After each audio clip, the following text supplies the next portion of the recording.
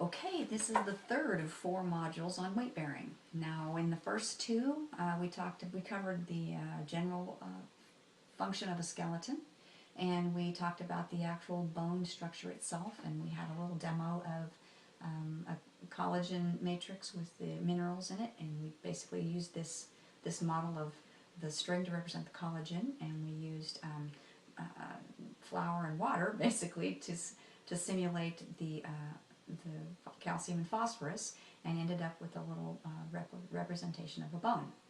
So now we're trying to figure out, now that we know how it's put together, how can we influence it? So if we have this program we've given you, obviously we assume something can be changed, right? So how does it change?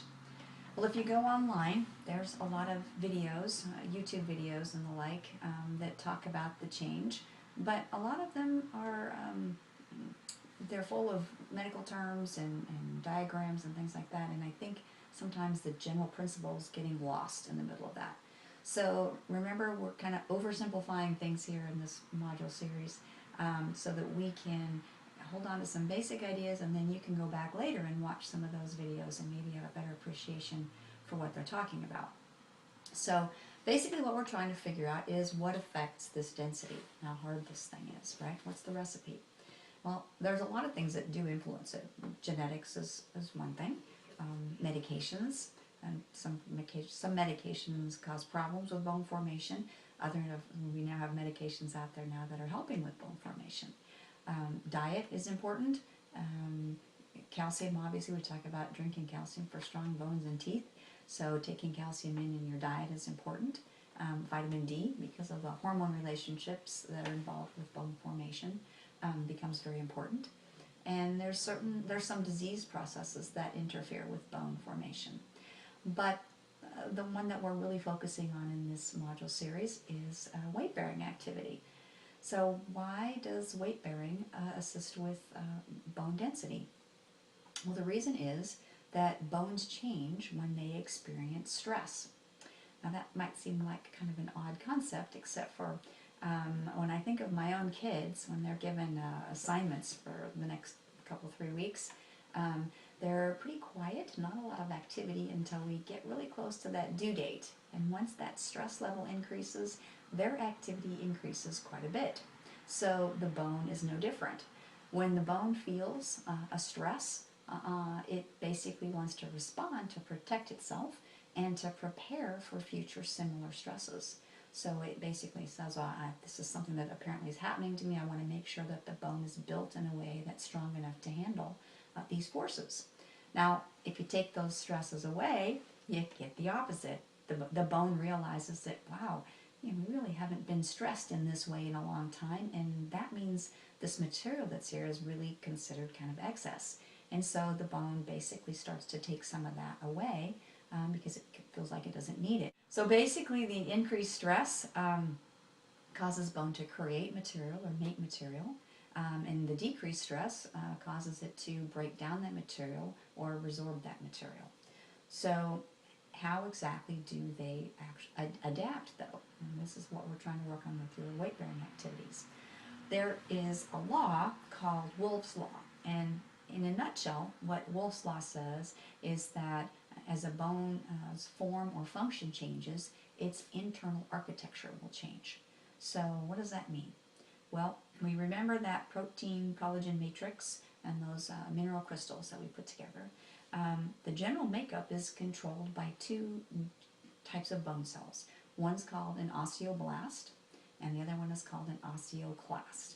Now, osteo means bone, so for both of the words, they're both talking about bone. And blast actually means forming, and clast means breaking apart. So an osteoblast is a bone cell that is forming material, and an osteoclast is a bone cell that's breaking things down. So how does this forming and breaking down happen? Well, there's 2 basic processes. One is called modeling, and the other is called remodeling. Modeling is really about reshaping the bone into something different, and remodeling is more about repair. So you can kind of think of it that the reshaping focus is probably predominant in kids because they're growing and changing shape, And the remodeling is more the predominant forces in adults because your skeleton's already set and already has a basic shape that you're going to use. Not that there isn't some crossover, but that's kind of in general how you can kind of separate them out. So in reshaping, basically you have some material in the bone being taken away from some sites, and you have new material being laid down in other sites, and as a result you end up with a different shape. Let's make a little example of that. So I'm going to use this Play-Doh to represent the bone, okay? And we're going to put it down here. I'll show you on this board in just a second. So I'm going to basically make it into sort of a rectangular shape, okay? So that's the rectangular shape, okay? Now I'm going to take some bone away from part of this bone that we have.